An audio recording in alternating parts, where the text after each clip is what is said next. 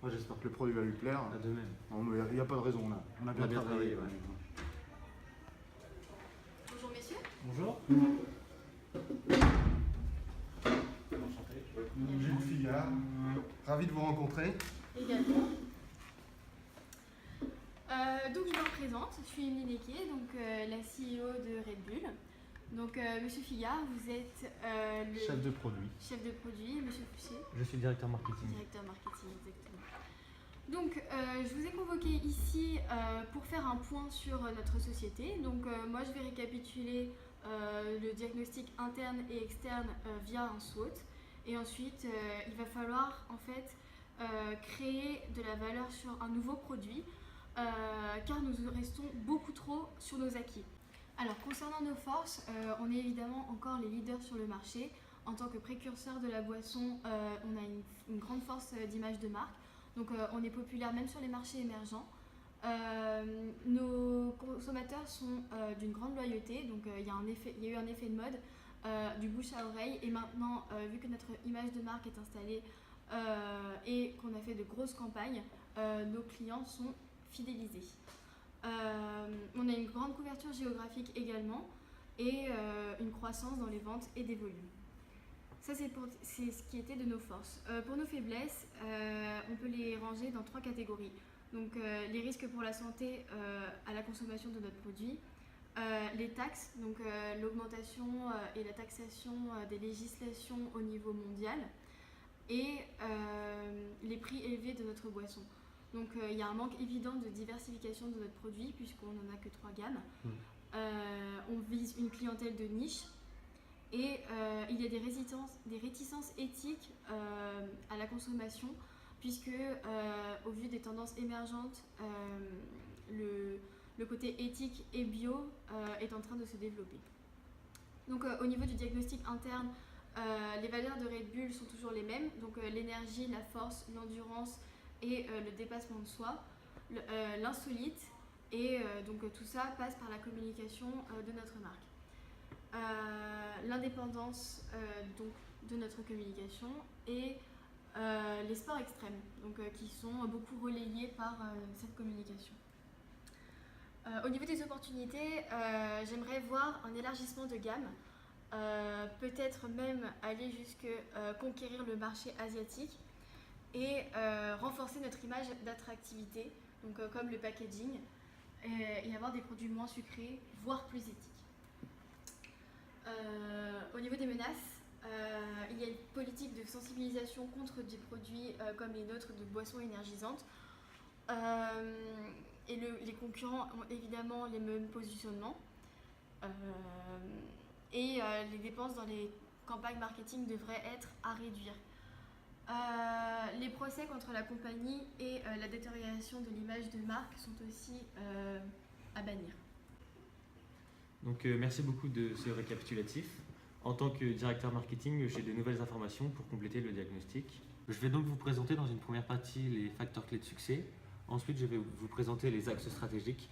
Puis pour faire une petite synthèse, je vais vous présenter la matrice BCG. Donc tout d'abord, Red Bull est arrivé sur le marché en 2008. Cela a rajeuni l'image de marque du marché des boissons énergisantes auprès des jeunes, car ce sont nos principaux clients. Nos canaux de distribution sont diversifiés car nous pouvons voir que les produits Red Bull se trouvent dans les super et hypermarchés, mais aussi dans les rayons des bars tabac, épiceries, etc. C'est grâce à notre qualité et à notre forte communication que l'on est arrivé à rester numéro 1 sur le marché. Grâce à cela, nous avons réussi à fidéliser notre clientèle. Nous sommes donc spécialisés dans notre gamme de produits car nous ne disposons que de 3 produits. Notre produit phare, notre produit sans sucre et notre produit fruité. Par nos prix supérieurs à la concurrence, nous avons utilisé une stratégie d'écrémage en adéquation avec notre image de marque, à un prix élevé pour une clientèle un petit peu supérieure, si je peux dire. Nous utilisons aussi une stratégie de différenciation, car nous sommes les seuls à utiliser 30% de notre chiffre d'affaires en communication. Par nos impacts sur le sponsoring sportif, c'est vrai que la marque Red Bull est vraiment présente sur ce marché et sur la communication sportive. Nous pouvons donc conclure que Red Bull a une grande part de marché et est leader dans notre domaine. Nous sommes Tout d'abord, premier, avec notre produit phare qui dispose de 60% de part de marché. Ensuite, notre produit second, qui est le produit sans sucre, domine aussi son marché, sauf qu'on a un dilemme avec les produits et les canettes fruitées, c'est que notre principal concurrent Monster nous devance sur ce secteur. En effet, tous nos produits Red Bull, avec tous nos produits disposant de fruits, sont plus faibles que la moyenne, 1,7%, alors que pour notre concurrent Monster, qui est le principal concurrent, lui, il dispose de 4,5% de part de marché. Ah oui.